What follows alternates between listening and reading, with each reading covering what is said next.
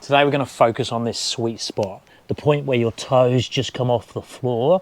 Obviously this is normally used in a press handstand position, so I've got just enough weight so my shoulders and my upper back is hanging over my hands to lift my toes off the floor. Now obviously that's a combination of flexibility and strength. There's different ways to do it. If you're more stronger, you can planche more, so I can stick shoulders way further forwards. If I'm more flexible, I can stack and try and get the hips more on top of the hands, but the feet closer to the hands.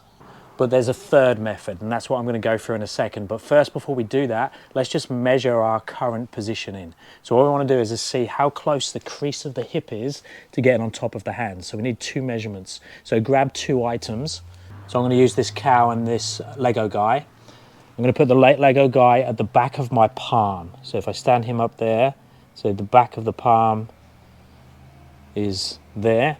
Now I'm going to put the cow in line with my hip. Now it's a little bit easier if you've got 2 people or if you video yourself from the side, but I want to see where the crease of the hip is relative to the back of the palm. So as these 2 become closer together, I'm going to get closer and closer to have weightlessness. Now look, if you look at the position where my toes start to float, the crease of my hip is approximately in line with the Lego guy. So once they become the same, you should be able to feel like you have no weight in the toes. Now, if you can't float yet, you're going to find there's going to be a bigger gap between these 2 things. So you're going to have something like that. Now, I could work on my strength to get stronger in that planche position to be able to hold there.